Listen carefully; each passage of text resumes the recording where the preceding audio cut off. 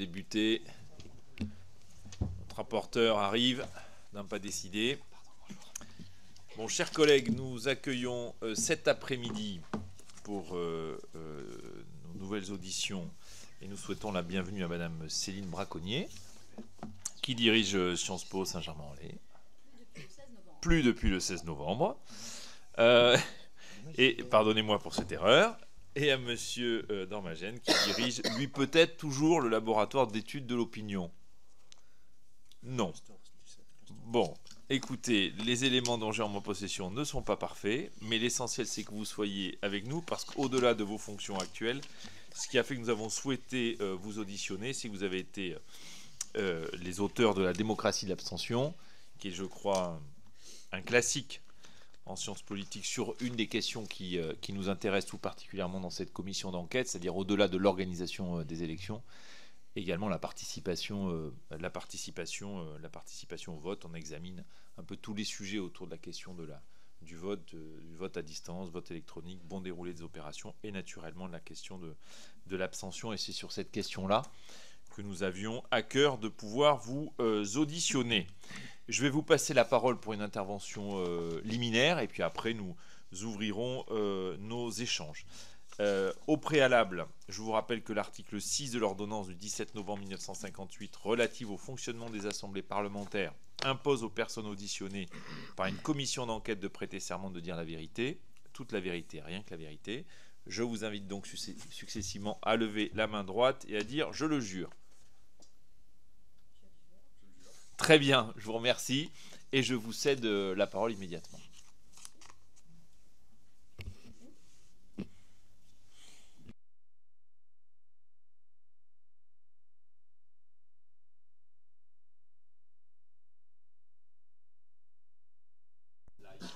D'accord. Donc, merci. Donc, je recommence. Je vous remercie, Monsieur le Président, Monsieur le rapporteur, Monsieur les membres de cette commission, de nous auditionner, de nous donner l'occasion de revenir effectivement, comme vous l'avez évoqué, sur des sujets sur lesquels, avec Céline Braconnier, nous travaillons depuis un peu plus de 20 ans maintenant, en particulier les questions d'inscription sur les listes électorales, de malinscription, puisque le travail que vous avez évoqué, la démocratie de l'abstention, est, je crois, un des premiers textes qui mettait la focale sur ces enjeux de malinscription, à l'époque en milieu populaire. Depuis, nous avons pu constater que cette malinscription était loin d'être un phénomène cantonné aux quartiers de grands ensembles, aux quartiers populaires, mais qui concernait des pans entiers de la population sur tout le territoire, y compris d'ailleurs les mondes ruraux, on y reviendra peut-être, et plus globalement donc de pouvoir échanger sur ces questions de participation qui, en tant que chercheurs, nous passionnent depuis longtemps, dont malheureusement nous constatons que cet objet ne se réduit pas, ne perd pas de son importance et de son acuité, bien au contraire, sur lesquels il y a beaucoup de choses probablement à dire, parce que c'est un phénomène multidimensionnel qui a une dimension sociologique, je pense qu'on y reviendra, qui est un phénomène qui s'inscrit dans ce qu'on appelle des déterminants sociaux, qui est très fortement lié aussi, on y reviendra peut-être, au contexte politique, à l'offre politique, qui joue un rôle très important en matière de participation, mais qui a aussi une dimension procédurale. Je pense que c'est sans doute une des raisons pour lesquelles, j'imagine, vous vous êtes engagé sur cet objet, sur cet enjeu, parmi d'autres, parce que les procédures jouent aussi un rôle, alors qu'il ne faut sans doute pas surestimer non plus, mais jouent un rôle important. Et donc pour des chercheurs comme nous, c'est effectivement toujours un honneur et une chance de pouvoir exposer à la représentation nationale certains des résultats auxquels on est parvenu, certaines des hypothèses aussi sur lesquelles on travaille, et on l'espère, de pouvoir ainsi contribuer à une réflexion collective et peut-être, pourquoi pas, à une amélioration des procédures. On avait eu la chance d'être auditionné par les parlementaires qui ont été à l'origine des réformes, des dernières grandes réformes finalement en matière de participation électorale, à savoir le répertoire unique, et surtout, peut-être plus important, l'allongement, c'est même pas peut-être, hein, c'est avec certitude plus important, l'allongement de la période d'inscription sur les listes électorales, donc qui avait été ramenée à 1 mois de l'élection, ce qui avait été traduit en langage administratif à 6 semaines. 1 mois, ça aurait été mieux, mais 6 semaines, c'est quand même nettement mieux que ce qui était la situation antérieure, c'est-à-dire une situation assez particulière que seule, à ma connaissance, la France imposait à ses citoyens, c'est-à-dire s'inscrire 1 an, enfin l'année précédant le scrutin, avec en plus, parfois, des scrutins qui n'étaient pas forcément prévisibles. Je pense par exemple aux élections législatives de 1997. On a à nouveau vécu des élections non prévues cette année, mais en 1997, donc des élections qui n'étaient pas prévues sont organisées, et bien évidemment, des citoyens qui ne pouvaient pas le savoir, qui ne s'étaient pas inscrits ou réinscrits l'année précédant le scrutin, en 1997, n'ont pas pu voter. Donc on avait vraiment un système électoral qui posait tout un tas de problèmes, et je crois que c'est... Et j'arrêterai peut-être là mon propos liminaire, parce que nous préférons répondre à vos questions plutôt que développer un long exposé préliminaire. Mais nous tenons quand même à insister sur le fait que la France est sans doute quand même, encore aujourd'hui, une démocratie dont les procédures sont un peu plus contraignantes que celles de la plupart de ses voisins, en particulier, peut-être pas seulement, mais en particulier, du fait du mécanisme de l'inscription sur les listes électorales. Donc je crois qu'il faut rappeler, peut-être ici, en introduction à nos échanges, qu'elle reste, avec les États-Unis, l'une des rares démocraties qui impose cette étape dans la procédure électorale. C'est-à-dire que dans la plupart des pays européens, dans la plupart des démocraties, l'inscription est automatique. En France, ça reste, sauf pour les jeunes, quand ils accèdent à leur majorité et qu'ils ont fait leur journée d'appel, ça reste une démarche spécifique, volontaire, soit pour ceux qui n'ont pas bénéficié de l'inscription d'office pour leur première inscription, soit pour ceux qui déménagent pour leur réinscription. Et cette étape, entre autres, est une spécificité qui produit des effets majeurs, mais je pense qu'on aura l'occasion, je l'imagine, de revenir dessus de manière plus détaillée dans le cadre des questions et des échanges que nous allons avoir. Voilà ce qu'on voulait dire en synthèse dans ce premier, c'est que nous sommes ravis que des recherches scientifiques puissent alimenter les travaux de la représentation nationale. Merci. Alors, juste... peut-être juste... Peut-être juste 2 mots complémentaires. D'abord, je vous remercie également de nous avoir sollicités. Des mots complémentaires pour préciser d'où on parle quand on parle de ces sujets-là, de l'abstention, de la question des procédures électorales, de l'inscription, de la mal-inscription en particulier. On travaille sur ces sujets-là parce qu'on a la chance en France de disposer de listes d'émargement qui nous permettent de mesurer de façon très objective les comportements électoraux. Le fait de ne pas voter ou de voter n'est pas seulement l'objet possiblement de déclarations dans le cadre d'enquêtes par sondage, mais ils sont l'objet de comportements qui sont consignés sur des listes, donc avec des traces objectives qui nous permettent de faire des études qui prennent un petit peu de temps, mais qui donnent des résultats d'une grande solidité, par comparaison à d'autres sujets qui sont plus compliqués à aborder, parce que voilà, on a des biais déclaratifs, notamment, qui rendent les résultats sans doute un peu plus fragiles, un peu plus hésitants. On est un des rares pays à disposer de l'accès à ces listes d'émargement et à ces données sur un temps long. Ça nous permet de dessiner des études, des analyses à la fois sur du court terme et sur du long terme, des analyses à l'échelle individuelle et à l'échelle du regroupement d'un bureau de vote, par exemple, d'une commune, d'un département au niveau national également.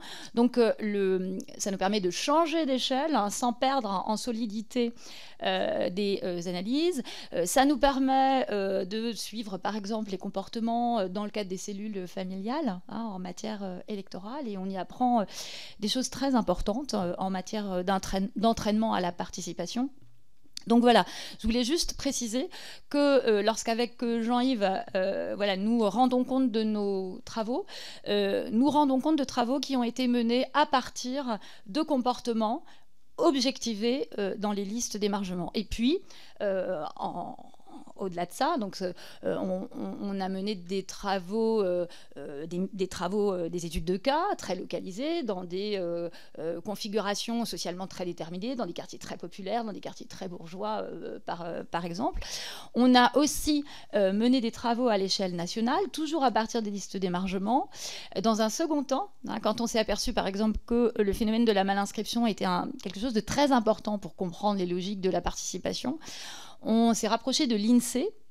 Et avec un certain nombre de collègues de l'INSEE, nous avons travaillé à la mise au point d'un instrument de mesure dans le cadre de leur enquête participation du phénomène de la malinscription à l'échelle nationale, et non plus à partir d'études de cas à travers lesquelles on avait compris l'existence du phénomène, vu qu'il n'était pas propre à certains milieux, mais qu'il avait l'air d'être assez généralisé dans des configurations, en tout cas territoriales, très socialement contrastées.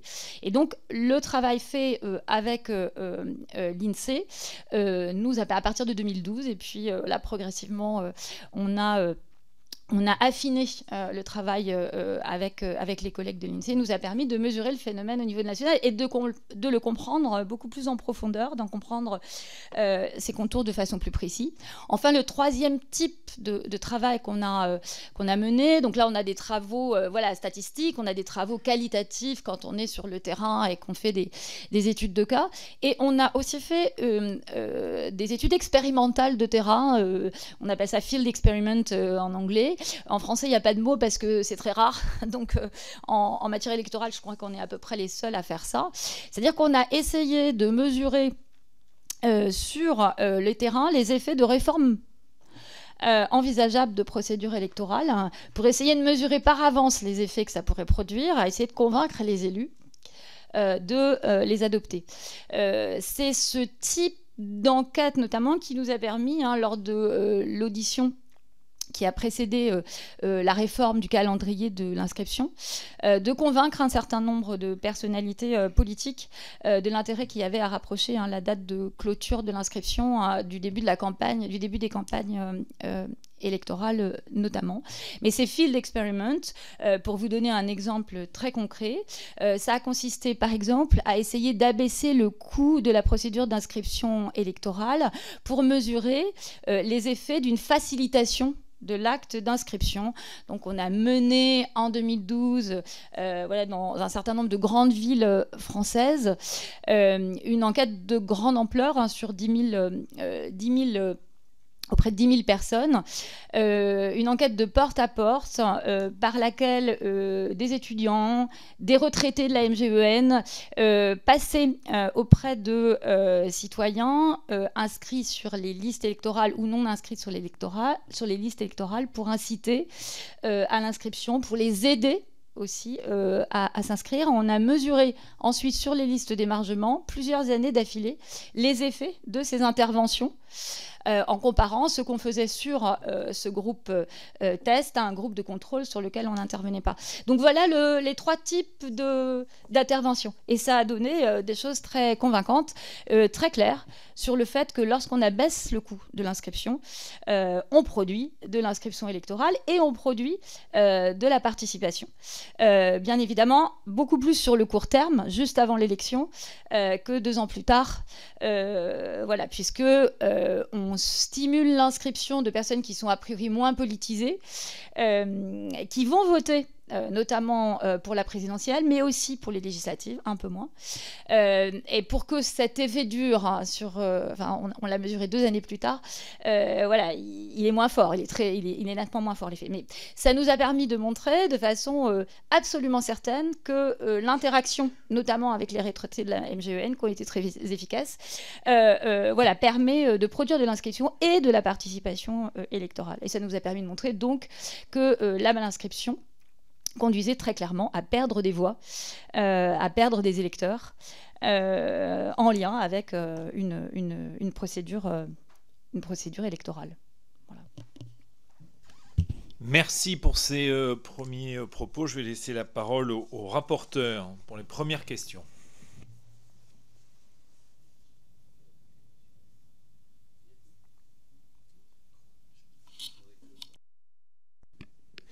Merci beaucoup. Bon, d'abord, je voudrais vous remercier de participer à cette audition.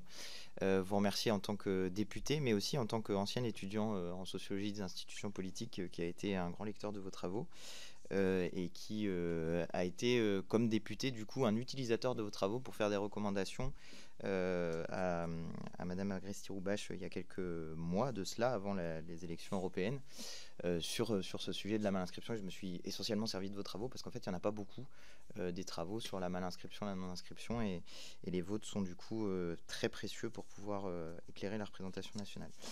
Ceci étant dit, j'ai donc quelques questions à vous poser. D'abord sur la structure de cette mal-inscription. Alors, il y a deux phénomènes, et vous l'avez bien dit, il y a la non-inscription et il y a la mal-inscription. Pour ce qui concerne la non-inscription, c'est un phénomène qui est plutôt en baisse, si je ne dis pas de bêtises, compte tenu du fait justement que maintenant, comme il y a cette inscription obligatoire sur les listes électorales, petit à petit, on est en train de rattraper sur le sujet. Mais il reste ce phénomène assez massif de la mal-inscription sur les listes électorales. Et vous avez déjà dit qu'il y a des effets en termes de participation. Est-ce que vous êtes capable de quantifier en termes de participation quelle est la proportion ou la probabilité à davantage s'abstenir quand on est mal inscrit que quand on est inscrit et bien inscrit au bon endroit à côté de sa commune? Petit 1. Petit 2, est-ce qu'on est capable de déterminer sociologiquement quels sont les critères de cette mal-inscription? Est-ce que ça va être davantage les milieux populaires? On sait par exemple que dans les quartiers populaires, il y a des déménagements qui sont très fréquents en raison de la structure, de l'évolution des familles, du logement, qui pousse à déménager notamment aux endroits où on trouve effectivement un logement qui est dans ses prix, quoi, pour dire les choses très concrètement, et que dans ces cas-là, c'est pas l'inscription sur les listes électorales qui est le truc le plus urgent au menu. Donc, est-ce qu'il y a des éléments alors, corollaire, parce que vous avez dit ça amène à perdre des voix. Est-ce qu'il y a des études qui sont faites sur pour qui aurait souhaité voter des candidats mal inscrits ou, non, ou abstentionnistes, et les deux, c'est-à-dire mal inscrits et abstentionnistes, pour quel camp politique, quelle couleur politique ils auraient aimé voter si jamais ils étaient allés voter? Est-ce qu'il y a des enquêtes qui sont faites, en gros, pour dire si le vote était obligatoire, ou si vous aviez dû aller voter, même si vous ne l'avez pas fait, pour qui auriez-vous voté? Et est-ce que ça va dans une direction politique, ou est-ce que c'est réparti de manière un peu équitable, et donc, bon, finalement, ça serait sans effet sur le résultat de l'élection? Question encore sur cette abstention. Est-ce qu'il y a des effets particuliers des modes de scrutin, des types de scrutin? Est-ce que, je ne sais pas moi, le scrutin électronique ou à distance favorise une participation davantage qu'un scrutin à l'urne comme on a chez nous en France? Est-ce qu'il y a des spécificités françaises justement dans cette abstention ou pas? Ou est-ce que on est comme les autres? Et puis enfin, oui, j'aimerais savoir si les élections récentes, si vous avez déjà des éléments sur les élections récentes, et en particulier sur la dissolution et les élections législatives anticipées de 2024, parce qu'il y a du coup un phénomène qui s'est produit, c'est que là, on était hors de la période de capacité de réinscription sur les listes électorales, vu qu'on avait 3 semaines pour faire... 3 semaines? Oui, c'est ça, 3 semaines pour faire l'élection. 3 semaines? Oui, je me souviens plus.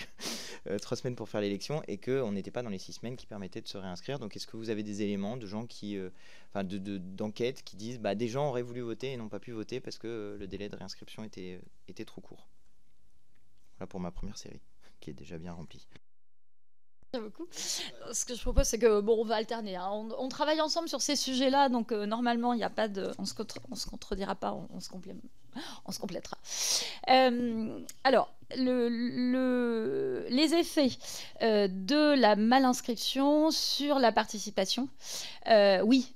On les a étudiés, et on les a étudiés notamment grâce à notre association avec les agents de l'INSEE, donc qui travaillent sur liste d'émargement à partir de gros échantillons représentatifs de la population française, hein, qui vont jusqu'à, en fonction des années, des séquences électorales, jusqu'à presque 40 000 individus, et qui, en 2022, étaient de 25 000 individus.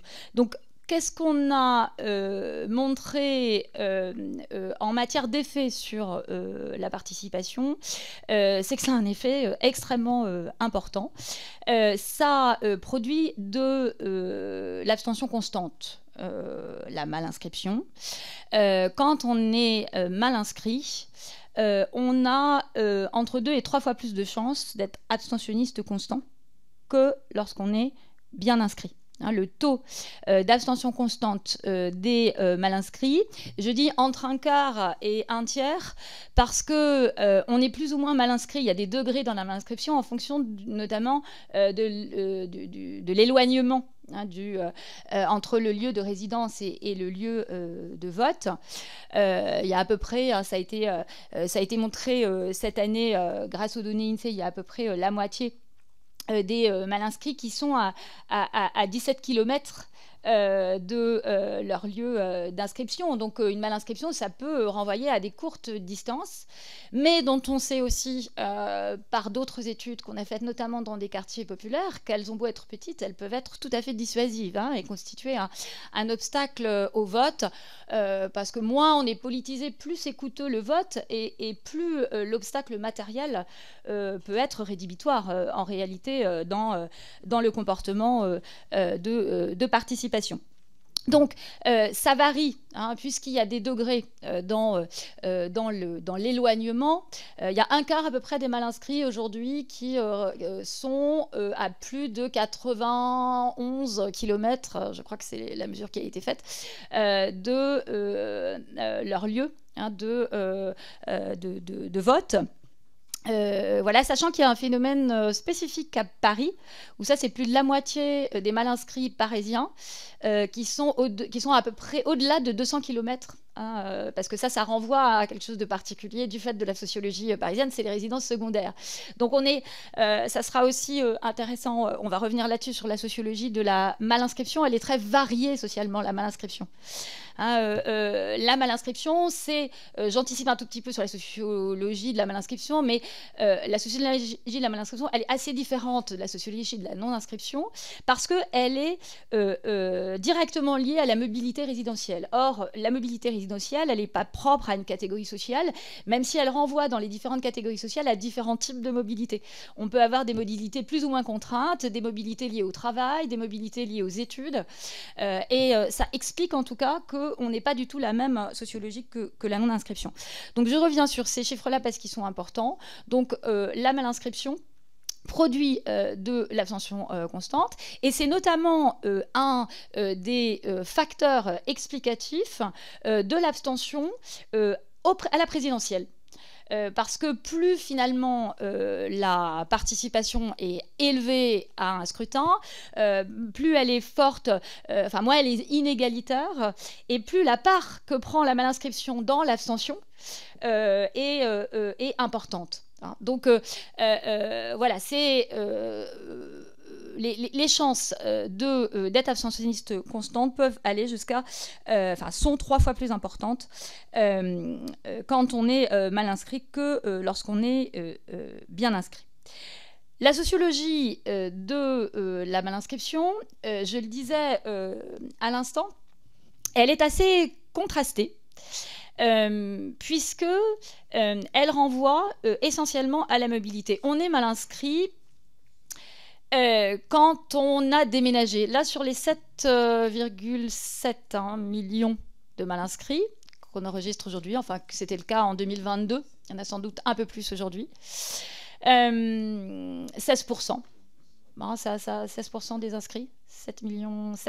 Donc, plus de 2 fois plus de mal inscrits que de non inscrits en France. C'est aussi des proportions qui sont intéressantes à avoir en tête. Donc, lorsqu'on est mal inscrit sur ces 7,7 millions, il y a 1,7 million en 2022 qui ont déménagé en 2021. C'est-à-dire qu'il y a tous ceux qui viennent de déménager, tous ceux qui ont déménagé il y a peu de temps et qui n'ont pas fait la démarche de se réinscrire. On a tout un tas d'autres mesures qui nous permettent de vérifier, de valider le fait que la malinscription, c'est avant tout un effet de la mobilité résidentielle. On a une procédure d'inscription électorale qui est très ancienne historiquement et qui a été choisie à une époque où on déménageait beaucoup moins, où la mobilité était beaucoup moins nette. Aujourd'hui, la mobilité, elle est alimentée par différents facteurs, les déménagements liés aux études, les déménagements liés au travail. Il y a la moitié environ des mal inscrits qui ont moins de 35 ans, la moitié. Ça se répartit de façon un peu à peu près équilibrée entre les deux premières tranches de la jeunesse, quoi. Dans ces proportions, on a à la fois les étudiants qui sont très représentés parmi les mal inscrits. Et puis, on a aussi les jeunes cadres qui déménagent pour leur travail ou qui déménagent lorsqu'ils ont un second enfant des centres-villes où ils habitent au début et qui ne se réinscrivent pas tout de suite, qui procrastinent, qui ne se réinscrivent pas aussi parce qu'il y a un phénomène de méconnaissance de cette étape de l'inscription qui a sans doute été accentué au fil du temps du fait de l'inscription d'office à 18 ans. On est inscrit d'office l'année de son 18e anniversaire. Ça a mécaniquement, et vous l'avez dit très justement, baissé la non-inscription, asséché la non-inscription, même si il y en a encore, y compris parmi les jeunes. Mais ça a asséché la non-inscription, c'était le but du jeu, qui était poursuivi par le législateur à l'époque. Mais ça a mécaniquement aussi produit de la mal-inscription quelques années auparavant, puisque les jeunes, dès qu'ils prennent leur autonomie, pour des études, quand ils quittent le milieu familial, ils n'ont pas opéré une première fois cette inscription, ils ne se sont pas déplacés pour s'inscrire. Et le process qui est aujourd'hui utilisé pour les inciter à se réinscrire ne fait pas sens. Voilà. Et donc on a il fait pas sens dans le sens où quand on dit... tout dépend, toute généralité est un peu abusive, mais quand on dit à des jeunes assez peu politisés, il faut aller t'inscrire sur les listes électorales si tu déménages, concrètement, ça veut rien dire. Ça veut rien dire. Donc quand on lit les affiches qui sont les affiches officielles, qui avant chaque présidentielle notamment incitent à l'inscription sur les listes électorales, ça ne fait pas sens pour des gens qui ne sont pas très politisés et qui ne sont pas entourés par des parents eux-mêmes inscrits qui connaissent les procédures. On ne parle pas du tout de ces procédures-là à l'école. On pourra reparler de l'école, c'est un élément très très important, le fait que l'école aujourd'hui soit plus un lieu de préparation des premières expériences électorales. Et donc, ça ne fait pas sens. Et ça mène d'ailleurs à des confusions parce que le discours civique d'incitation à la participation qu'on entend dans les médias, notamment avant une présidentielle, parce que pour les autres élections, il est bien absent, bien plus absent encore, crée de la confusion chez des gens qui sont assez peu politisés entre la possession d'une carte électorale et la question de l'inscription. C'est extrêmement fréquent de voir des jeunes qui arrivent au bureau de vote et qui disent voilà, je viens voter, j'habite là, et on cherche son nom sur les listes et la personne dit mais vous êtes inscrit sur les listes électorales, et la réponse c'est mais j'ai entendu à la radio, on a dit qu'il n'y avait pas besoin de la carte électorale.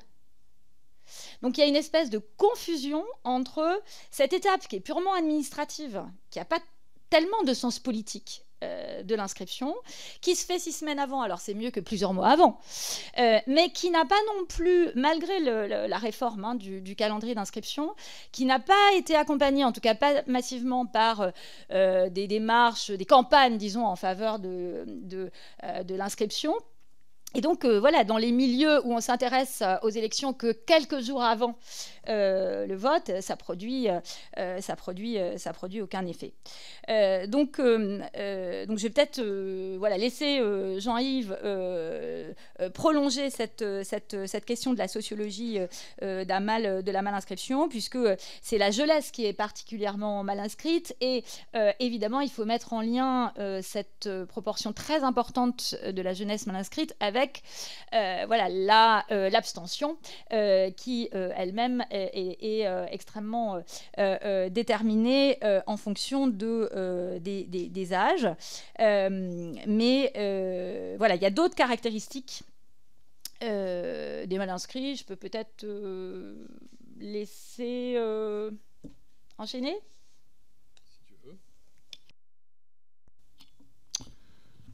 Oui, en résumé sur la sociologie, c'est essentiellement effectivement une question d'âge, avec des conséquences. Alors, c'est quand même intéressant de se rendre compte des proportions. C'est-à-dire qu'on a aujourd'hui en gros la moitié de la jeunesse qui n'est pas en situation de voter sur son lieu d'habitation. À peu près 50%, si on combine tout, la mal-inscription, il y a quand même un peu de non-inscription. Encore chez une partie des jeunes qui n'ont pas forcément bénéficié de la procédure, qui ne sont pas forcément rentrés dans la procédure. Donc il y a, oui, plus de 40% de classes d'âge type 25-30 ans qui sont mal inscrits, et donc dans une situation qui rend le vote très compliqué. Les étudiants, évidemment, catégorie particulièrement mal inscrite. C'est une minorité d'étudiants aujourd'hui qui peut voter dans la ville où ils résident, avec des effets qui sont assez spectaculaires sur la composition du corps électoral. On est à la veille d'élections municipales, c'est des villes, des grandes métropoles où la jeunesse étudiante représente à peu près un quart des habitants, des usagers de la ville, des citoyens, et représente en gros 3-4% des votants des élections municipales. Donc ils disparaissent quasiment, cette population disparaît quasiment du corps électoral. Donc tout ça évidemment entraîne des effets de toutes sortes. Vous nous avez posé la question de savoir quels étaient les effets politiques. Alors, en tout cas moi je ne connais pas d'études, nous on n'en a pas réalisé, je ne connais pas d'études scientifiques qui soient très convaincantes et sur ce type de questions. C'est-à-dire assez difficile de mesurer précisément les effets de l'abstention. C'est un vrai enjeu aujourd'hui pour la recherche. C'est des choses sur lesquelles on souhaite travailler à l'avenir, mais qui n'ont pas forcément été explorées de manière très rigoureuse. Après, il suffit de dire qui sont les mal inscrits pour produire des hypothèses raisonnables. C'est-à-dire que les partis qui sont les plus défavorisés aujourd'hui, ou les forces politiques qui sont les plus défavorisées par cette situation, sont ceux dont les électeurs sont les plus jeunes.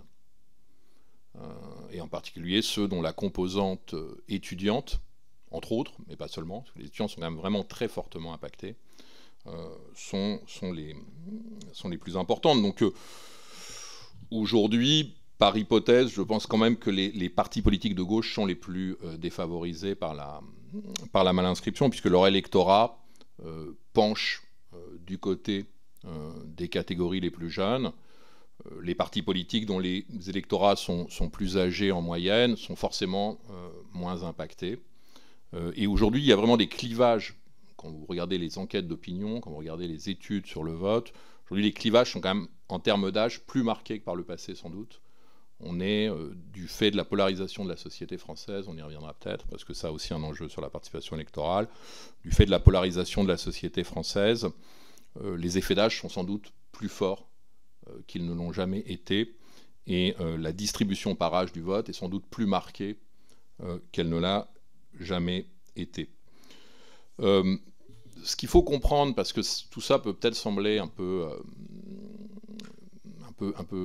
vague, ce qu'il faut comprendre, c'est que pourquoi la mal-inscription c'est si important, c'est parce que, comme Céline l'a souligné, et l'expérimentation qu'on a réalisée il y a maintenant un peu plus de 10 ans le démontrait de manière scientifique, toute élévation du coût du vote, toute élévation du coût de la procédure produit des effets, mais des effets qui ne sont pas des effets identiques sur tous les groupes et sur tous les profils sociaux, et qui ne sont pas les mêmes à toutes les élections. C'est-à-dire qu'en gros, plus une élection est mobilisatrice, plus le niveau d'intensité du scrutin est fort, et moins ses effets sont prononcés. Pour le dire de manière peut-être plus simple et plus directe, les étudiants mal inscrits font souvent l'effort de se déplacer, voire de faire une procuration pour une élection présidentielle. Mais dès que l'intensité de l'élection se réduit, ce sont les premiers à s'abstenir. Et dans l'écart qui est un des grands sujets aujourd'hui, quand on raisonne en termes de participation et de diagnostic démocratique, dans l'écart aujourd'hui absolument spectaculaire qu'on enregistre entre l'élection présidentielle et les élections législatives, où en à peine 6 semaines, évidemment à l'exception du dernier scrutin, parce que justement, il ne s'est pas tenu dans le prolongement d'une élection présidentielle. Mais habituellement, l'écart est de 30, 40 points de participation. On passe d'une participation qui est autour de 80%, une participation qui n'est pas devenue inférieure à 50%. Cet écart est principalement, pas exclusivement, est principalement nourri par la démobilisation de la jeunesse. Les seniors, les personnes d'un certain âge continuent à se mobiliser à des niveaux qui restent des niveaux élevés. Il n'y a pas une grande démobilisation électorale chez les seniors entre les 2 tours de la présidentielle et les 2 tours des législatives quelques semaines plus tard. En revanche, la démobilisation est étonnamment élevée et vraiment spectaculaire chez les plus jeunes, et donc parmi ces segments qu'on vient d'évoquer, et entre autres, pas uniquement, ce n'est qu'un facteur parmi d'autres, mais c'est un facteur important, entre autres, du fait de la mal-inscription. Lors d'une élection présidentielle, les écarts entre les plus jeunes et les plus vieux sont de quelques points. Aux élections législatives, on atteint 40 points de différentiel. Donc, ce qui veut dire en gros qu'il n'y a plus que 15-20% de jeunes qui votent, mais il y a encore 60, voire 70% de seniors qui votent. Donc le corps électoral est complètement déformé. Et quand vous êtes, vous en tant qu'acteur politique le savez d'ailleurs, mais quand vous étudiez les logiques de participation, mais aussi les logiques de choix électoraux, vous savez que cette déformation radicale de la composition du corps électoral ne peut pas ne pas avoir d'impact sur les rapports de force. Ce serait très contradictoire avec ce qu'on sait du profil et de la structure des électorats. Donc oui, ça a des conséquences électorales. La mal-inscription, parce qu'elle génère de l'abstention, parce que l'abstention est socialement très différenciée, et parce que les électorats sont eux-mêmes socialement différenciés. Donc quand vous faites la somme des conséquences logiques de tous ces constats, vous arrivez à la conclusion que l'abstention produit des effets sur les rapports de force politiques. C'est assez probablement... c'est un constat quasi certain, même si, il faut le dire, il n'y a pas tant d'études que ça aujourd'hui disponibles qui tranchent de manière empirique et fondée ce débat. Donc ça reste quand même un objet d'étude à améliorer et à approfondir. Merci. J'ai de mon côté quelques questions, aussi un peu en rebond à vos interventions. J'ai bien écouté notamment votre première intervention, vos réponses, Madame Braconnier. Vous disiez, si j'ai bien compris, il y a des effets pérennes sur l'abstention, je dirais, au long cours, de la mal-inscription. Et la question que je me pose en vous écoutant, c'est y a-t-il une causalité ? Comment dire ? Est-ce que le fait même d'être mal inscrit n'est pas déjà le signe d'une mise à distance de la politique dont on voit l'ultime, je dirais, manifestation quand on s'abstient? Vous voyez ce que je veux dire? Et donc, au fond, que le sujet, c'est pas tant la procédure, la mal-inscription qui donne de l'abstention, c'est déjà le fait qu'on est mal inscrit, et peut-être déjà générateur du fait qu'on a mis un peu la politique à distance, on n'est pas... on ne se sent pas pleinement concerné par l'arrivée de prochaines échéances électorales, et qu'au fond, il y a donc un lien effectif entre mal-inscription et abstention, parce qu'au fond, ils ont un point commun, c'est peut-être le fait qu'il y a une distance à la politique. Donc je voudrais peut-être que vous reveniez là-dessus. Est-ce que vos études permettent de préciser ce sens-là? Deuxième élément, j'ai écouté avec attention aussi la notion de coût de l'inscription et coût du vote, d'une certaine manière, c'est-à-dire la distance. Est-ce que du coup vous arrivez, est-ce que vous arrivez à la conclusion qu'il faut alors aller vers un vote sans coût, Et le vote sans coût ultime étant le vote immédiat par Internet sur son téléphone chez soi. Après tout, voilà bien une manière de dire, bah là, on a réduit la distance à 0. C'est instantané. Et pourtant, les auditions précédentes, les vôtres, nous disent que manifestement, même quand on utilise d'autres modes de vote, comme le vote par Internet et tout ça, ne se traduisent pas par des hausses de taux de participation. Donc comment est-ce qu'on comprend le coût du vote, alors même que le vote par Internet ne semble pas générer plus de participation? Est-ce que, comme vous avez beaucoup insisté aussi, M. Dormagène, dans votre propos liminaire sur la dimension procédurale du vote, donc vous avez beaucoup insisté sur la mal-inscription et la non-inscription, mais est-ce qu'il y a d'autres éléments dans la procédure, je l'ai un peu évoqué avec le vote par Internet, qui vous semblent être en jeu? On a beaucoup insisté sur la mal-inscription, mais est-ce qu'il y a d'autres éléments qui vous semblent peser sur la participation? Et enfin, un autre point qui est aussi au cœur de la commission d'enquête, c'est la question des sondages. Est-ce que les pratiques sondagières récurrentes peuvent avoir un impact sur la participation? Dit au fond, parce que l'élection est jouée, je me trompe peut-être, mais est-ce que ça a vraiment intérêt? Est-ce que j'ai vraiment intérêt que je me rende aux urnes? Est-ce que vous avez regardé les liens entre sondage et participation? Est-ce que ça vous semble être un champ qui vous semble devoir être exploré dans le caractère multidimensionnel qu'évoquait dans son propos liminaire M. Dormagène? Alors, beaucoup de questions aussi. Je commence. Comme Jean-Yves l'a rappelé dans le propos liminaire, l'abstention, elle est vraiment multifactorielle. Il n'y a aucune mesure que le législateur pourrait décider qui, à elle seule, produirait une hausse importante de la participation. C'est une multitude de facteurs qui conduit à produire nos taux d'abstention. Et on ne l'a pas rappelé, mais une hausse de l'abstention à tous les scrutins que nous avons en France. La présidentielle n'échappant pas à cette dynamique de baisse, mais restant très massivement mobilisatrice. On y reviendra puisque c'est une des spécificités française que d'avoir cette élection qui maintient une participation de la très grande majorité des citoyens. Il faut garder ça en tête. Les abstentionnistes de tous les autres scrutins, qui sont de plus en plus nombreux, restent très très majoritairement les électeurs de la présidentielle. Et donc à l'échelle individuelle, quand on raisonne à l'échelle individuelle, les taux d'abstention en France ne recouvrent que très marginalement de la rupture au vote.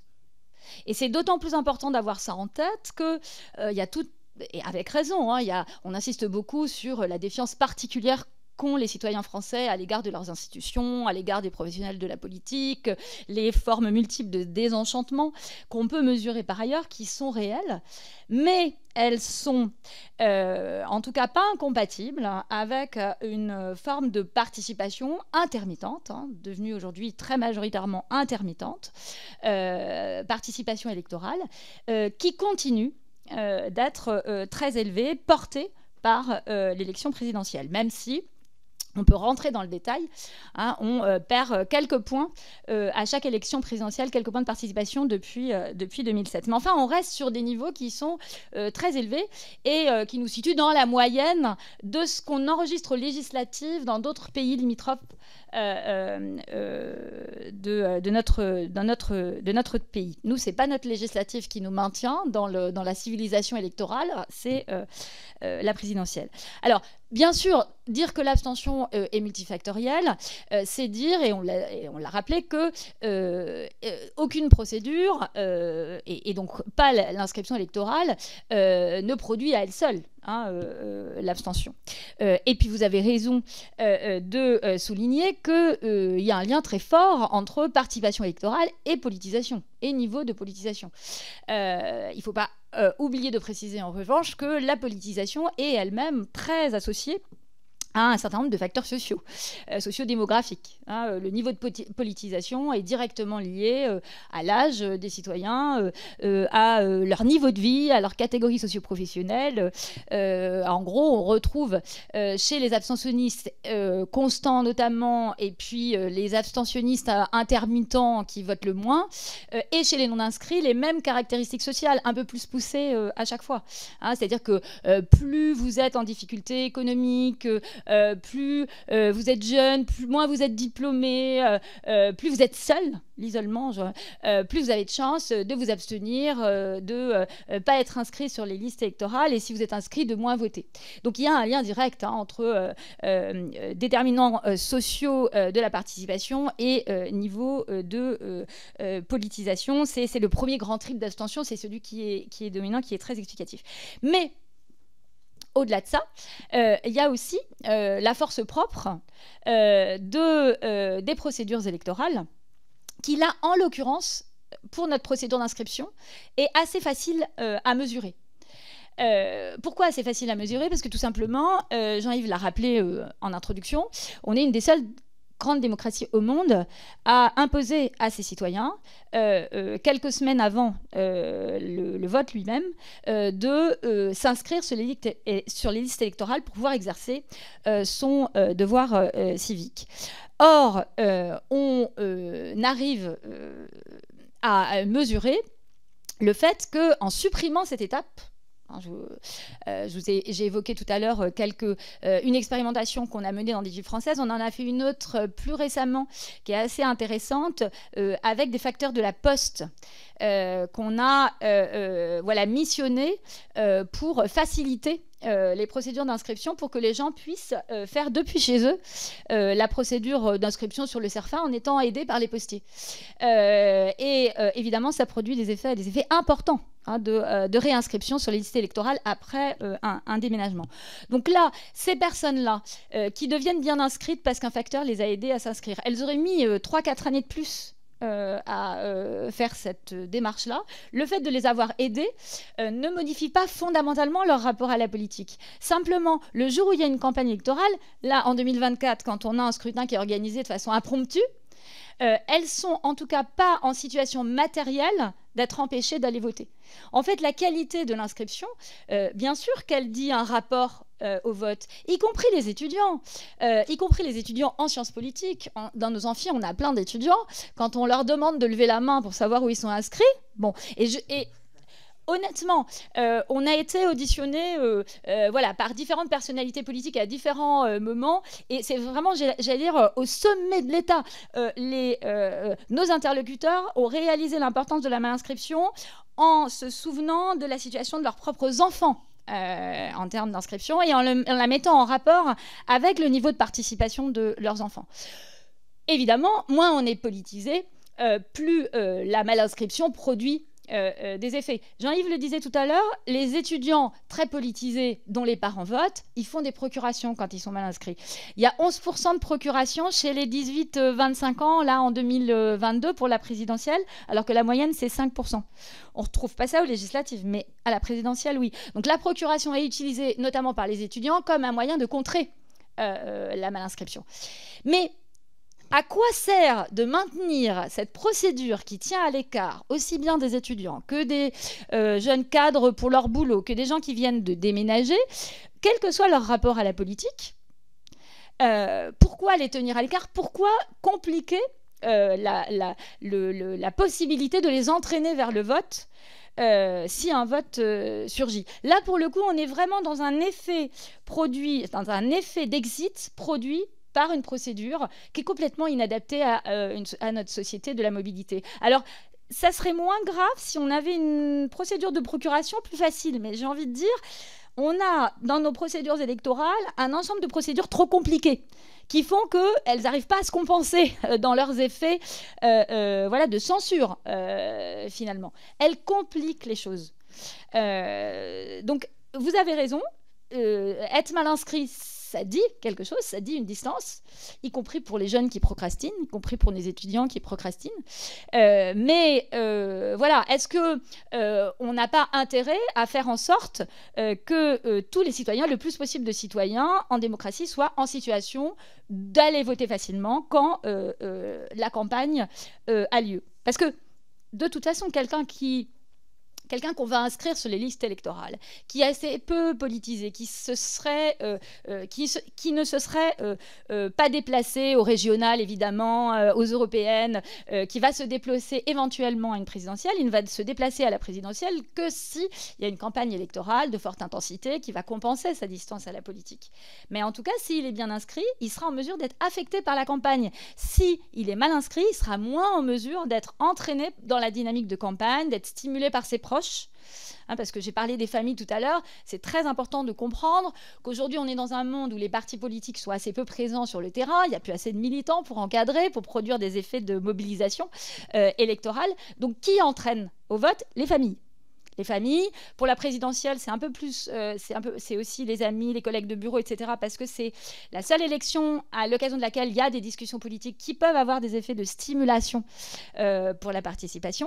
Mais les effets d'entraînement qui produisent la participation, qui expliquent en partie la différence de taux de participation enregistrée à la présidentielle par rapport aux autres élections, ne peuvent jouer leur effet d'entraînement que sur des gens qui sont en situation de voter facilement.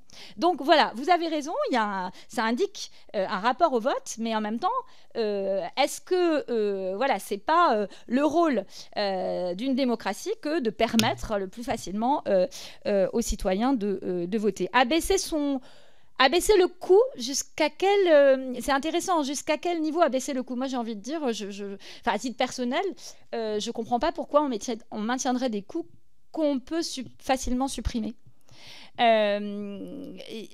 C'est-à-dire que après, ça laisse aux politiques, aux élus, aux candidats, le soin d'arriver à mobiliser et puis d'arriver à produire du vote heureux ou du vote politiquement investi. Parce que on stimule la participation, ça ne veut pas dire qu'on stimule de la participation politiquement investie. À la présidentielle, quand on a des taux de participation de 73-74%, qui sont bien plus élevés qu'aux législatives, le différentiel produit par ceux qui participent qu'à la présidentielle, il n'est pas composé de gens qui sont très politisés. Donc on a aussi beaucoup du vote qui est assez peu politiquement investi, qui peut être teinté de défiance. Très souvent, les gens nous disent cette fois-ci... ça, je me suis fait avoir, mais la fois prochaine, j'y vais plus. C'est aussi pour ça, d'ailleurs, que les enquêtes déclaratives sont un peu problématiques du point de vue de la participation. C'est-à-dire que les gens disent beaucoup, on n'y croit plus, on n'y croira plus, la prochaine fois, j'irai pas. Et puis, ils y retournent quand même. Un peu moins à chaque fois, quand même. 16% aujourd'hui d'abstention constante. On était à 10 autour des années 2000. Donc ça augmente l'abstention constante quand même, mais ça reste très, très, très minoritaire. Donc, abaisser le coût, mais oui, le plus possible. Et c'est pas pour autant que ça va changer le rapport à la politique, parce que le rapport à la politique, il dépend pas des procédures, il dépend des forces politiques, de l'offre politique, du rôle éventuellement de l'école, de la capacité de l'école à socialiser à des pratiques civiques, etc. Mais voilà, en tout cas, il y a d'autres moyens d'abaisser le coût. Et ça nous permet de glisser sur les procédures électorales autres que l'inscription. Et puis je vais transférer la parole à Jean-Yves pour pas trop accaparer. Qu'est-ce qui peut, en plus de la suppression, mais je vais le dire très clairement. On est pour la suppression de la procédure d'inscription. Il n'y a que ça qui supprimerait cette étape complètement incompréhensible pour les citoyens et qui mettrait tout le monde dans la situation d'être atteint par les campagnes électorales, les candidats de la même façon. Comment on fait? Mais c'est comme dans tous les pays autour de nous. Dans les pays alentours, dans les grandes démocraties, à part les États-Unis, il y a la déclaration de changement de domicile est obligatoire quand on déménage. On n'a pas ça en France. Mais on y a réfléchi depuis le temps qu'on fait des expérimentations. Et on a, par exemple, évoqué avec un certain nombre de personnes qui connaissent bien les procédures électorales une des possibilités, ça serait par exemple d'associer l'inscription automatique à une procédure qu'on fait obligatoirement quand on déménage. Par exemple, on met l'électricité dans un nouveau... Quand on déménage, on met l'électricité. Donc, on pourrait avoir, quand on demande à EDF ou à quelqu'un de nous mettre l'électricité, on pourrait être prévenu qu'on est inscrit sur les listes électorales de la commune et refuser. Dire bah non, je veux pas, avoir la possibilité, puisque le code électoral énonce très clairement que l'inscription est volontaire.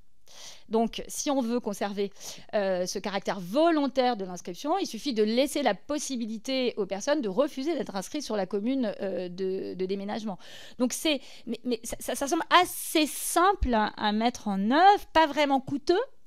C'est aussi pour ça qu'on a été pas mal auditionnés au cours depuis qu'on travaille sur ces questions-là, on était beaucoup auditionnés et on a du mal à comprendre aujourd'hui les raisons pour lesquelles on ne procède pas à cette évolution de nos procédures électorales, qui semble assez facile à faire. Petite réponse du tac au tac, enfin une question du tac au tac. Dans ce système-là, parce que moi ça faisait partie des trucs que j'avais proposé justement, qu'il y ait une inscription automatique qui soit faite, j'avais pensé aux impôts, et, qui ne marche pas forcément pour les étudiants. Mais dans votre modèle à vous, qui procède à l'inscription in fine?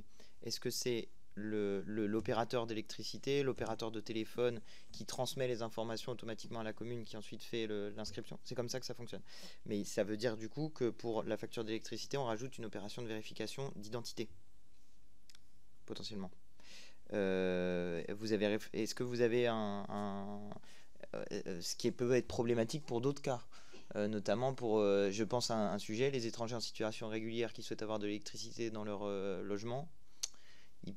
Si jamais on demande la pièce d'identité, c'est plus possible. Donc il peut y avoir des effets de bord, mais moi je suis complètement raccord avec vous. Il faut qu'on trouve un système qui permet de faire une inscription automatique, à mon sens. Oui, non, en fait, on n'a pas été... quand on a vu que... voilà, on n'était pas suivis, on n'a pas creusé cette question-là, mais sachant que dans tous les pays alentours, on a des procédures de déclaration domiciliaire à chaque déménagement, on peut aller regarder dans le détail et trouver une solution. Ça ne semble pas un obstacle rédhibitoire, en tout cas.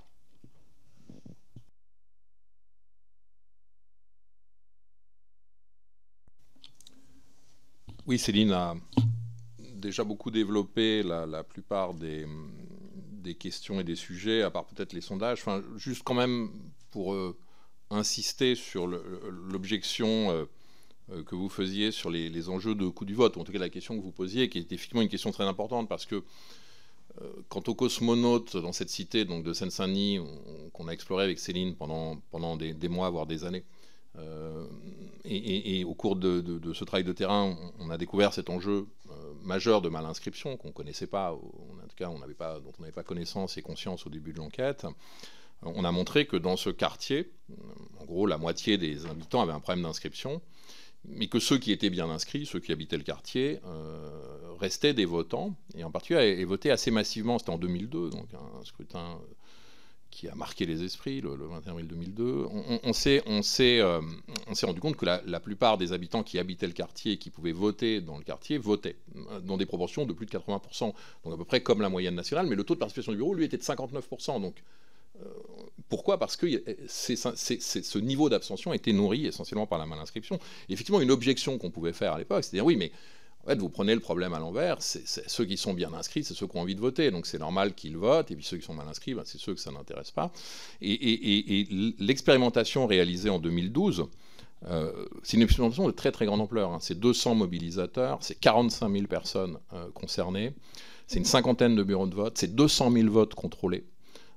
Sur liste d'émargement, avec un design, ça avait été fait en partenariat avec le MIT, avec Esther Duflo, un design extrêmement rigoureux. C'est un papier qui a été publié dans l'American Political Science Review, qui est...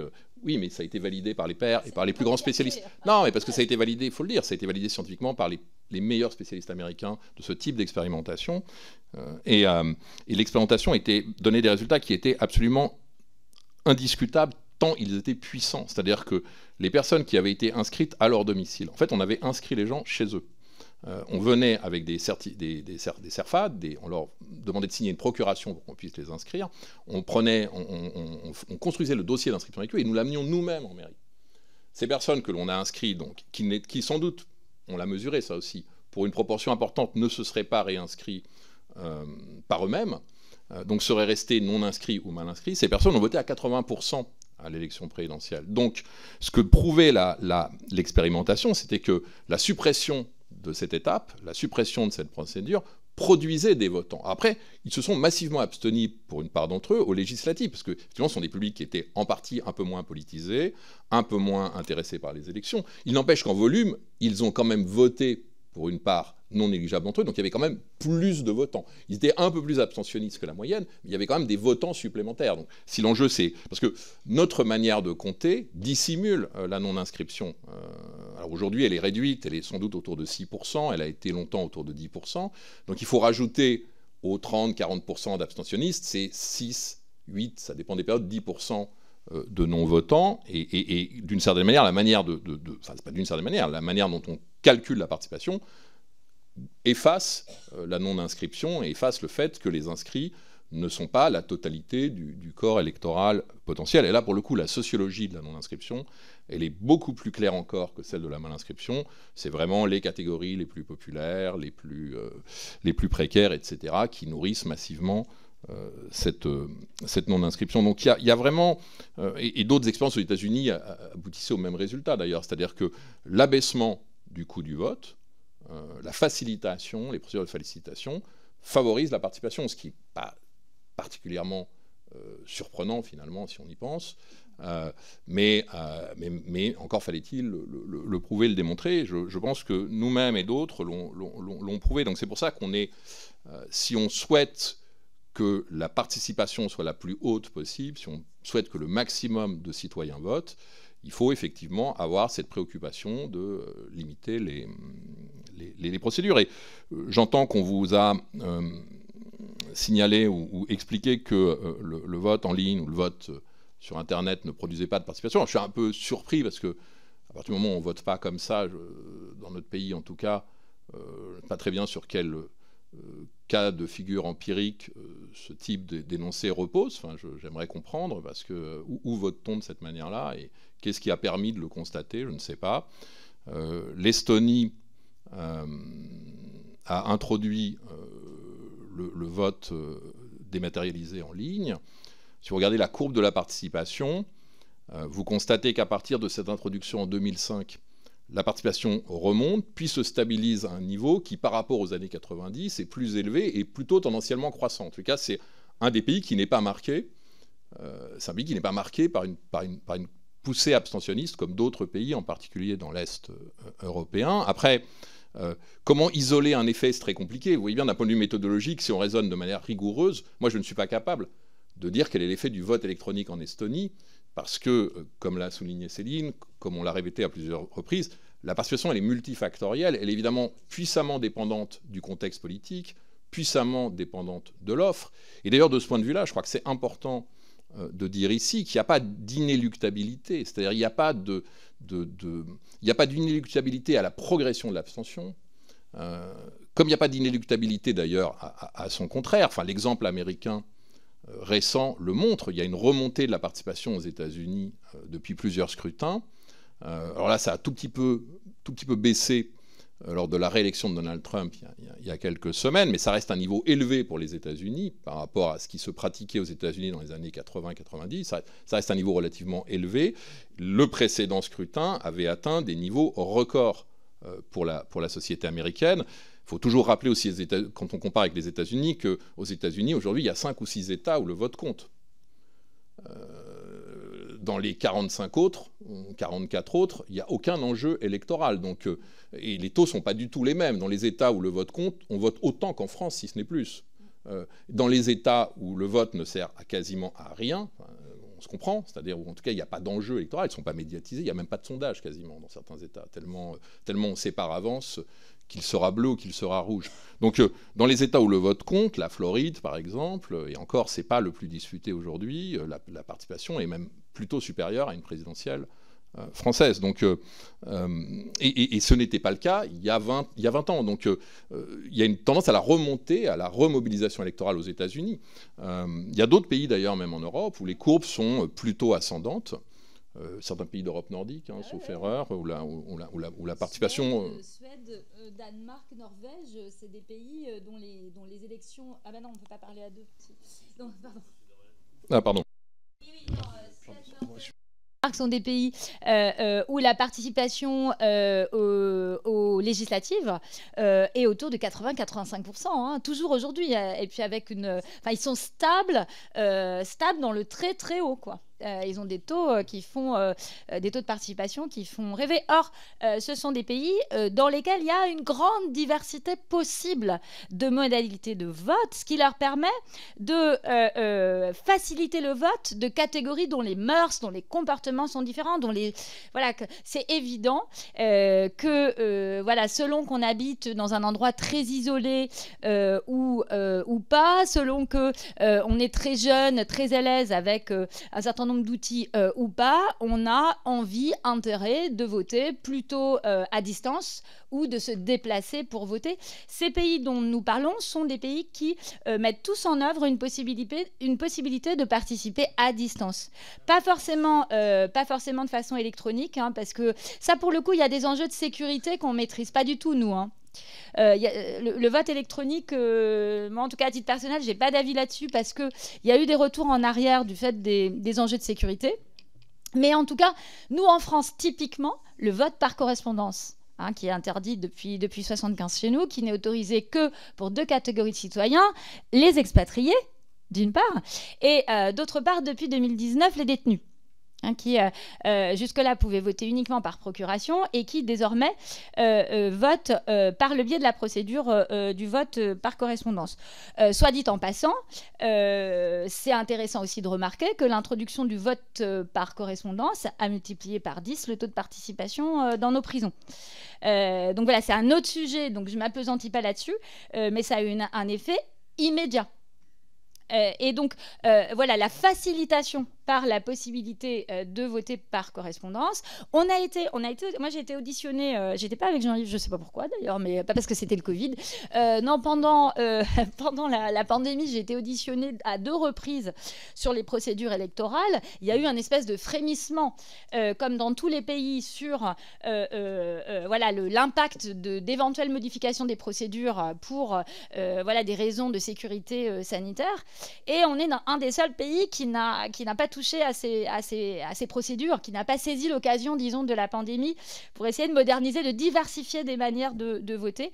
On a vu dans les pays où le vote par correspondance existe depuis très longtemps que depuis la pandémie, il est de plus en plus utilisé. Et quand les gens s'habituent à ce mode-là, ils continuent, ils l'utilisent de plus en plus. En Allemagne, je crois que c'est depuis 1957, on peut voter en Allemagne aux élections fédérales par correspondance. Et il y a un quart des électeurs qui, aux dernières élections fédérales, ont voté par correspondance. On vote par correspondance en Espagne. Lors des élections anticipées en Espagne, il y a eu un usage très très important du vote par correspondance en 2023. Donc tout ce qui, en tout cas nous, notre position, c'est de dire que tout ce qui peut faire que nos procédures électorales collent aux évolutions de la société, soit mis en place. À la condition évidemment de sécuriser et de faire ça, que les gens restent en confiance, en tout cas avec leur procédure. Oui. Donc pour comprendre, vous êtes favorable au vote par Internet à distance? Il y a un enjeu sécuritaire. Non, mais si on met sur le principe en disant c'est de nature, pour bien comprendre, c'est de nature, comme vous ouvrez des canaux différents, vous adaptez aux besoins des uns et des autres, c'est de nature à augmenter la participation. Et vous nous dites, vous n'avez pas connaissance d'études qui auraient démontré que finalement l'ouverture de ce canal de vote n'a pas d'impact sur la participation. C'est un sujet sur lequel je pense que la commission devrait être éclairée, parce qu'on a eu, je dois dire, sur ce sujet des avis un peu différents. Mais M. Dormagène était en train justement peut-être de développer son argumentation. Je vous relaisse la parole. Merci. Alors, un des enjeux scientifiques, et donc aussi vu le thème qu'on aborde politique nécessairement, effectivement, c'est celui en gros de l'empowerment, c'est-à-dire est-ce que le fait de supprimer des démarches qui réclament un certain engagement ne pourrait pas avoir l'effet paradoxal de démobiliser les électeurs. Lors de l'expérimentation qu'on avait d'ailleurs réalisée en 2012, on s'était donné les moyens en gros, on avait testé tout ça comme on a testé les vaccins pour le Covid, avec des groupes tests, des groupes de contrôle, etc. Bon. Et on avait comparé des groupes qu'on avait laissés s'inscrire par eux-mêmes. En gros, on était venu les informer qu'il fallait s'inscrire. On leur avait expliqué comment s'inscrire, mais on ne les avait pas inscrits nous-mêmes directement sur les listes, avec des groupes qu'on avait inscrits nous-mêmes directement sur les listes, et on n'avait pas noté plus de participation parmi les gens qui avaient fait la démarche de s'inscrire eux-mêmes par liste. Donc ça ne répond pas tout à fait à votre question, parce que ça, par définition, on n'a pas pu le vérifier. L'effet qui pourrait être paradoxalement démobilisateur du vote en ligne. Moi, je ne suis pas du tout spécialiste de l'Estonie, pas non plus, à ma connaissance. Donc on n'est pas du tout spécialiste de ce pays, et on en parle de très loin, à partir de ce qu'on peut voir, à partir de quelques informations très superficielles. On n'a pas expertisé ce dispositif. Je crois savoir que plus de 50%, je crois que c'est 55% des Estoniens ont voté comme ça, en ligne, lors des dernières législatives. Donc, ce qui est certain, semble-t-il, si ces chiffres sont justes, ce qui est certain, c'est que les citoyens s'en emparent, comme la correspondance, comme le vote par correspondance. On voit bien aux États-Unis, qui est un pays qui a multiplié le early voting, le vote par correspondance, qui a multiplié les manières de voter. On peut voter dans les supermarchés, dans certains États, en faisant ses courses. Bon, ce pays qui a multiplié les modalités du vote, même si elles sont décidées à l'État fédéré, des États, on voit que les citoyens s'en emparent, en tous les cas. Qu'est-ce que ça produit sur la participation globale? C'est extrêmement difficile toujours à mesurer, ça, et d'isoler des effets. Mais par contre, ce qui est visible, c'est que ces différentes manières de voter, ces différentes figures du vote, sont utilisées par les citoyens.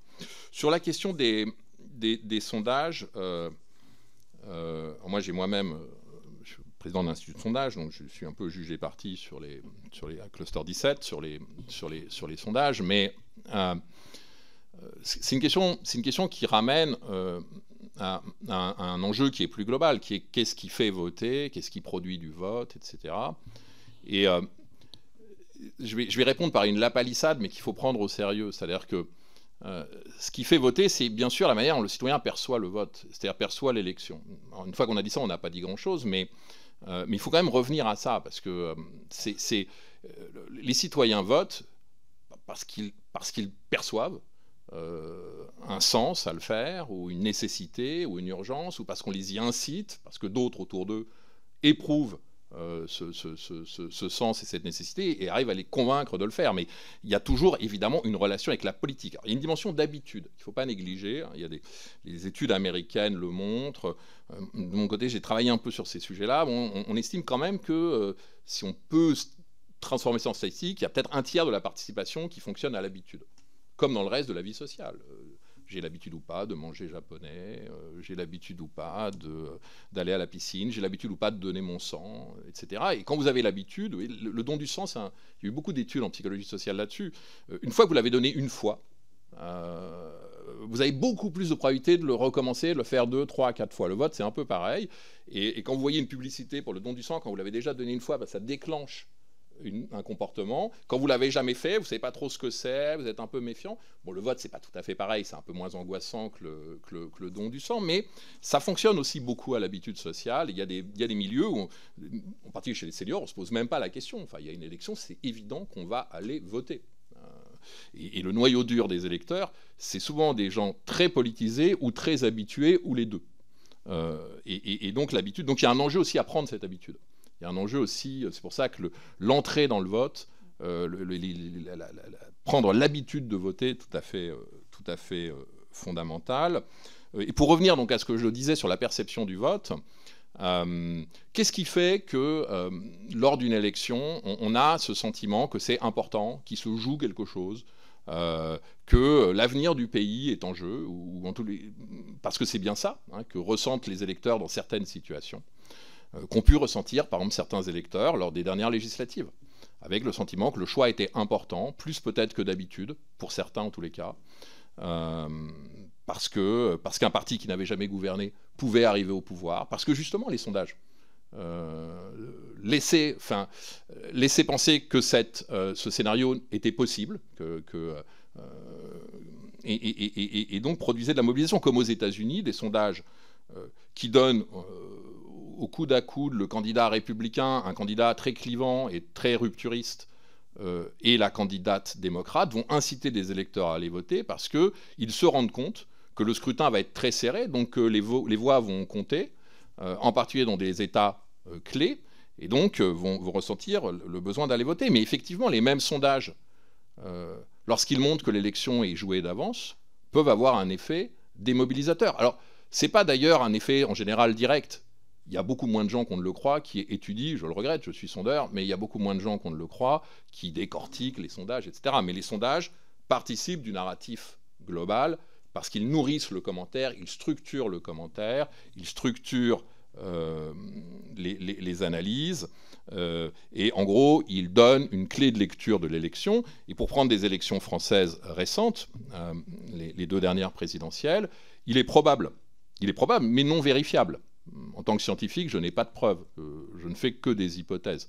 Mais il est probable que le fait que le président de la République ait été mesuré avec une nette avance sur la candidate du Rassemblement national, il est probable que cela ait facilité, si on peut dire les choses comme ça, l'abstention d'un certain nombre d'électeurs qui n'avaient pas forcément de préférence très marquée, et qui se disaient que de toute façon, Emmanuel Macron serait réélu président de la République. Donc là, il est probable, vous voyez, que dans un contexte comme celui-là, on peut faire cette hypothèse, en tous les cas, elle est plausible, elle n'est pas vérifiée, à ma connaissance, mais que ici, les sondages ont peut-être un petit effet abstentionniste. Alors, il ne faut pas leur en donner, il ne faut pas leur accorder plus de pouvoir ou plus d'importance qu'ils n'ont, mais effectivement, ils contribuent puissamment à la scénarisation de l'élection, et entre autres, avec certitude, au fait d'établir si le scrutin est serré ou pas, ce qui est l'une des dimensions de la mobilisation. C'est-à-dire que vous êtes d'autant plus enclin à aller voter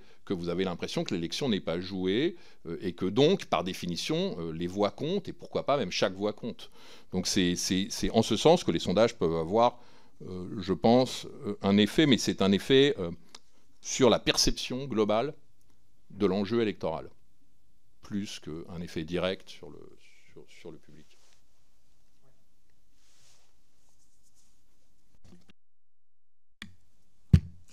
Oui, une série de questions. Bon, d'abord, je vais commencer sur cette question des sondages, parce que, en l'occurrence, moi, il y a un cas qui concerne le premier tour de l'élection présidentielle, avec la candidature de Jean-Luc Mélenchon. Jean-Luc Mélenchon, dans les sondages, je prends là les derniers, on est sur 8 avril, 7-8 avril, 7-8 avril, 6-7 avril, 6-7 avril, 5-7 avril, je vous dis les tout derniers, Ipsos, Harris, Elab, BVA, etc., etc. Bon, on est sur 17,5, 18, 17,5, 17,5, 17, 16,5, 16, 17, 17,5, 16. Très loin des 21,95 qu'il a finalement fait à l'élection présidentielle. On sait que ça s'est joué à 400 000 voix. Dans ce cas-là, là vraiment, c'était un très gros écart par rapport au candidat qui était placé devant. On est sur du 5-6 points d'écart par rapport à ou Marine Le Pen ou Emmanuel Macron, même parfois 10 points d'écart, tandis qu'in fine, il n'y avait que 1 point d'écart. Là, on peut se poser la question d'une démobilisation d'un électorat qui, par ailleurs, et en plus l'électorat dont vous avez indiqué qu'il est le plus enclin à être sujet à l'abstention et à la malinscription, il peut y avoir un effet assez direct des sondages, à tel point que certains chercheurs disent en fait il faut interdire les sondages. Alors je suis désolé pour vous du coup, mais certains chercheurs, notamment qu'on a auditionné dans cette commission d'enquête, Monsieur Garrigou, nous disait mais en fait ces sondages peuvent avoir des impacts et in fine les gens ne votent pas pour leurs convictions politiques, ils votent de manière stratégique, ils votent en se disant ah là peut-être que celui-là peut passer devant. Par ailleurs, peut-être que ces sondages ont eu d'autres effets sur d'autres personnalités de gauche. C'est-à-dire il y a la participation pour Jean-Luc Mélenchon, mais il y a peut-être le vote pour d'autres candidats qui étaient perçus comme moins en capacité de gagner par rapport à lui, et où, gagner, d'arriver au second tour par rapport à lui, et où il peut y avoir un enjeu. Donc sur ça, est-ce que vous avez des enquêtes qui sont un peu des enquêtes détaillées ou pas? Et alors, je suis très content que vous ayez abordé la question du don du sang. Surpris mais content, parce que je suis moi-même un donneur de sang, et voici les messages que j'ai reçus. Les malades ont besoin de vous, venez donner votre sang à Saint-Michel-sur-Orge. Lundi 6 janvier, prenez vite un rendez-vous. Don de sang, faites un cadeau utile et précieux. Nouveau rendez-vous disponible, venez donner votre sang à Saint-Michel-sur-Orge. Urgent, les stocks sont critiques, venez donner votre sang à Saint-Michel-sur-Orge. Je suis relancé continuellement pour aller donner mon sang. Donc effectivement, j'ai donné mon sang une fois. J'ai donné mon numéro... Enfin, une fois. J'ai donné plus d'une fois. Je veux dire, à partir du moment où je l'ai donné une fois, j'ai aussi donné mon numéro de téléphone avec une capacité de relance permanente. Et effectivement, quand ça colle avec mon agenda qui est parfois un peu rempli, bah, j'y vais. Parce que c'est facile, on m'a relancé, on m'a dit tiens, c'est disponible à telle date, venez, il y a une semaine à Saint-Michel, bah, j'y vais. Voilà, c'est facile. Est-ce que les mêmes mécanismes ne pourraient pas être envisagés justement sur l'inscription sur les listes électorales et sur la participation électorale? Et notamment, on sait, l'envoi de SMS, c'est un taux d'ouverture de 97%. Est-ce que ce n'est pas des manières aussi? Est-ce que l'État ne pourrait pas faire des politiques, soit d'inscription sur les listes électorales par SMS, y compris en relançant de manière un peu spécifique ceux dont on sait qu'ils se sont abstenus, en disant bah, est-ce que vous êtes abstenus parce que vous n'étiez pas inscrit, ou est-ce qu'on pourra envisager ces dispositifs SMS d'abord pour l'inscription, et puis ensuite pour le moment du vote, avec un petit SMS qui soit envoyé peut-être par les opérateurs téléphoniques de manière obligatoire pour dire là il y a un vote, voilà, vous votez pas, mais en tout cas vous êtes au courant qu'il y a un vote.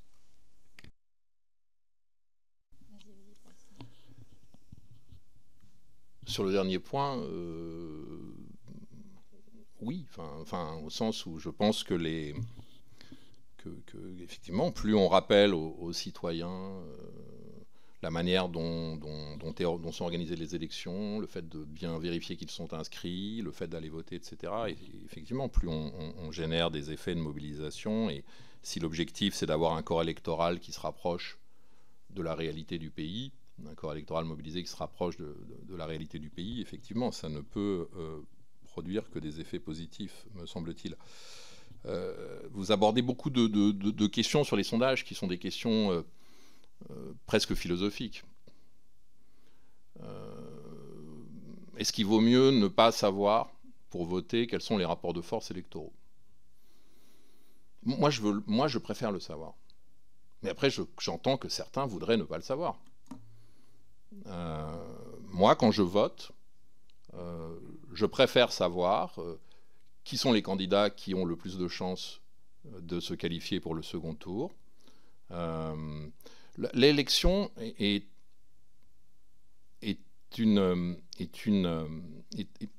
un élément. Enfin, dans la vie sociale, les élections ont quelque chose de différent des autres pratiques de choix. Je ne sais pas, vous avez peut-être un Samsung ou un Apple, un téléphone à 100 € ou à 300 ou à 500 ou à 1000, je ne sais pas. Bon, tout dépend de l'importance que vous y accordez, les moyens dont vous disposez, etc. Mais on peut coexister avec des pratiques différentes dans beaucoup de domaines. Et si vous êtes libéral sur le plan des mœurs ou de la culture, c'est une bonne chose que les gens puissent... L'élection, c'est différent parce que l'élection, on a tous le même président.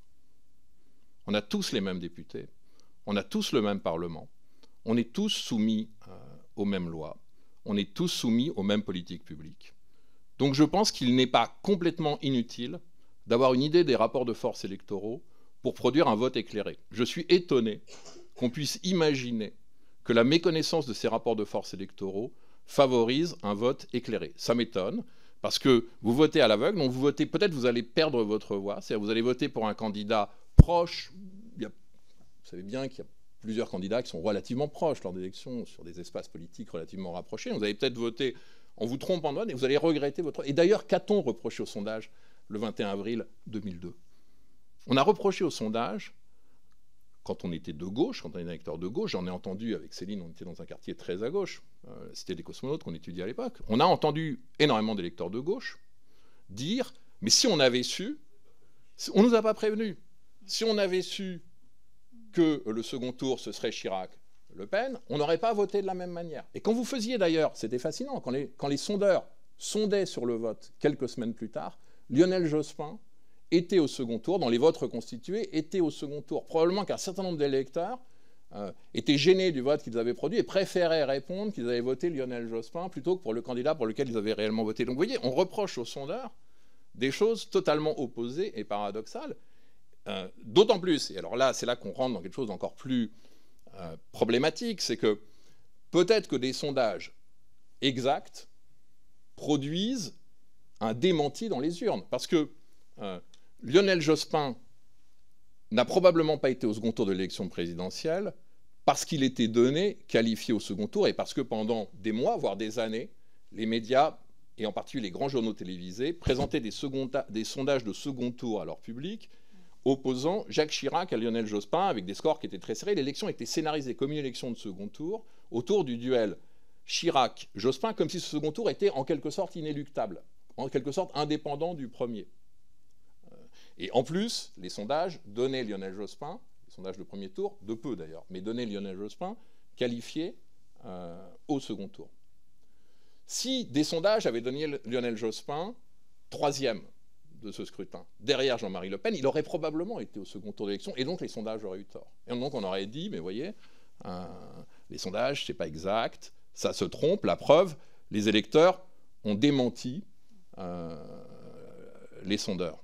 Donc, on ne peut pas à la fois penser que les sondages produisent des effets et vouloir que les sondages soient validés par les urnes, puisque s'ils produisent des effets, ils sont de nature à modifier les comportements. Et d'ailleurs, c'est ce qui s'est passé en 1995. En 1995, les électeurs de gauche, quand ils ont vu dans les sondages qu'il était possible que le second tour oppose Jacques Chirac à Édouard Balladur, dans un réflexe de vote utile, ont mis Lionel Jospin premier du premier tour, alors qu'il était possiblement, à la lecture des sondages, éliminé dès ce premier tour. Vous voyez, donc c'est l'effet. Donc, si vous voulez, on peut, je ne pense pas qu'on puisse inférer du résultat des urnes des erreurs de sondage, sauf le jour même du scrutin, évidemment. C'est-à-dire, si vous faites un sondage le jour de l'élection, au moment même où les gens votent, vous devez avoir le même résultat. Si votre sondage est précis et parfait, en quelque sorte, vous devez avoir... Mais plusieurs jours avant, comme vous produisez des effets, vous avez une probabilité non négligeable que les électeurs, en fonction, vous le dites vous-même, si Jean-Luc Mélenchon avait été mesuré à égalité avec Marine Le Pen, peut-être qu'il ou juste un point derrière, peut-être qu'il aurait été un point devant. C'est votre hypothèse. Je ne sais pas, je n'en ai aucune idée. Mais donc les sondages auraient là aussi été démentis, puisque Jean-Luc Mélenchon était troisième dans les sondages, et à la fin, il aurait été deuxième, et donc on aurait pu très bien s'en prendre aux sondeurs. Non, mais vous aviez dit qu'il était troisième, et il est deuxième, et vous avez dit que Marine... Oui, etc. Vous auriez peut-être produit un vote utile encore plus élevé en faveur de Marine Le Pen. Qui vous dit que l'électorat Zemmour ne se serait pas encore plus démobilisé en faveur d'Éric Zemmour et en faveur de Marine Le Pen dans une logique de vote utile à droite? Il y a aussi des logiques de vote utile à droite. Vous voyez ce que je veux dire? Donc, moi, je suis très circonspect sur cette logique en fait d'inférence qui voudrait que les sondages à quelques jours d'une élection donnent le résultat exact, pour le simple fait que si on admet que les électeurs, ce qui est vrai, hein, ça je ne le cache pas, que les électeurs via en particulier le commentaire médiatique qui en effet se détermine par rapport au sondage, et en particulier toujours plus probablement dans les derniers jours. Nous, on le voit avec le Sort 17, on a des évolutions dans nos sondages qui sont très fortes dans les jours qui précèdent l'élection. Si on admet cela, eh ben, il y a d'une certaine manière inéluctablement des sondages qui sont en décalage avec les résultats des élections.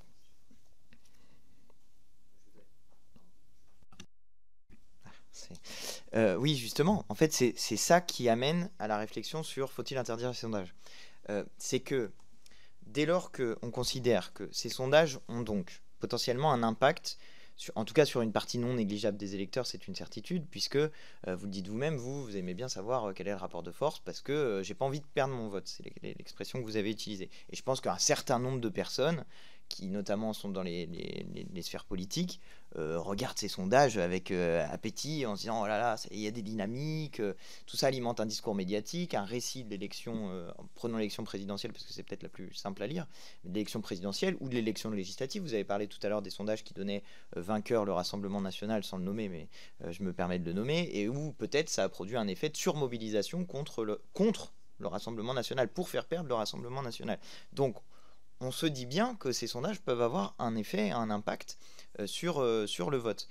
Mais du coup, prenons la question à l'envers. Et ensuite, il peut y avoir des erreurs de sondage, des sondages se trompent, etc., etc. Prenons la question à l'envers. Si les sondages n'existent pas et qu'il est impossible de savoir quel est le rapport de force, qu'est-ce qui devient l'objet de l'élection?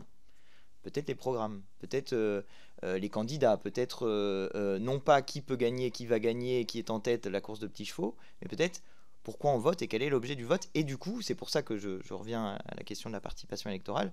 Du coup, à quoi ça sert finalement d'aller voter indépendamment de qui peut l'emporter, qui ne va pas l'emporter, etc. Parce que, in fine, je vais juste jusqu'au bout de cette question, mais in fine, il y a un deuxième tour, en tout cas tel que sont prévues les élections à l'heure actuelle, et à ce moment-là, on sait. Et à ce moment-là, il faut trancher entre deux options qui restent et qui ont été les deux options les plus poussées par le corps électoral. Il me semble, enfin je veux dire philosophiquement, vous avez raison en fait, c'est une question philosophique. Parce qu'il y a un enjeu qui est derrière, à mon sens, et qui est dangereux, qui est l'influence que peuvent avoir des structures privées qui produisent ces sondages. Et ils ne sont pas exempts, à mon avis, de manipulation possible, soit parce qu'il y aura une volonté de certains instituts de faire dans un sens, ça, j'y crois pas trop, mais une volonté de certains de peut-être agir sur le panel, et notamment de faire par exemple des fausses déclarations sur les panels. Je vous prends un exemple très précis.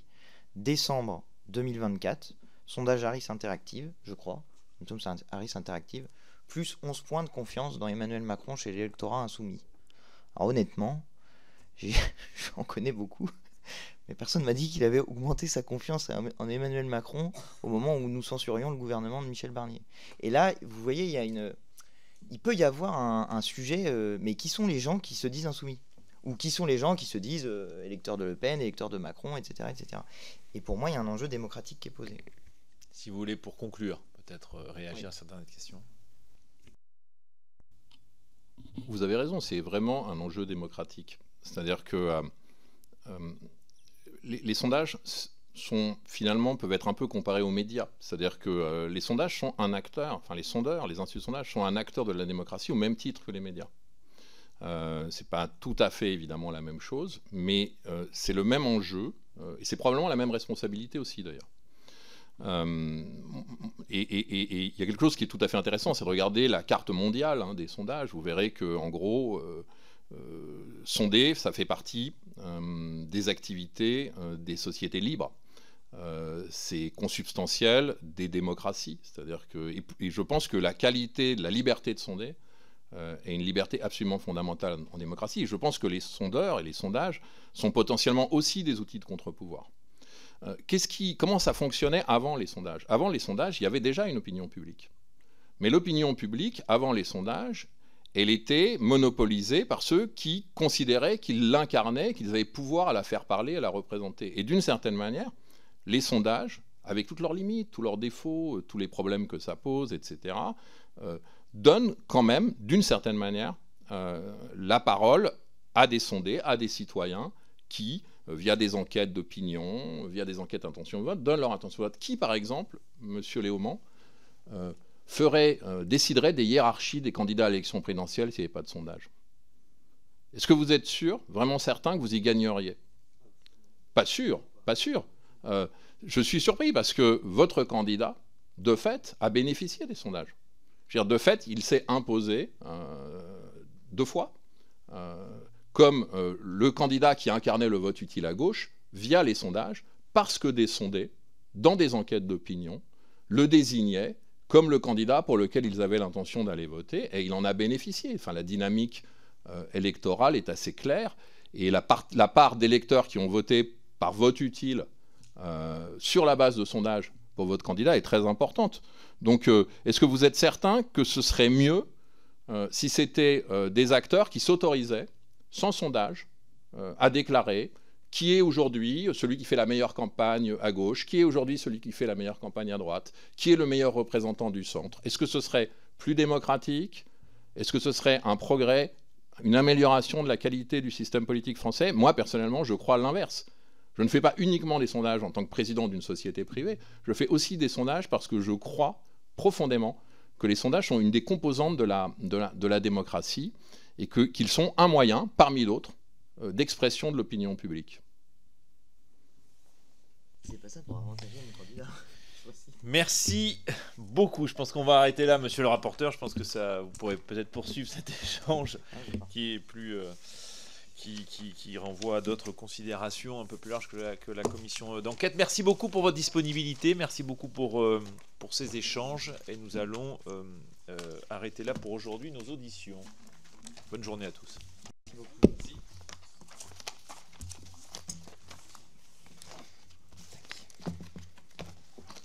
Je suis désolé, je dois encore une fois filer en vitesse. Ah mais c'est fini, hein, moi aussi là. Oui, non mais...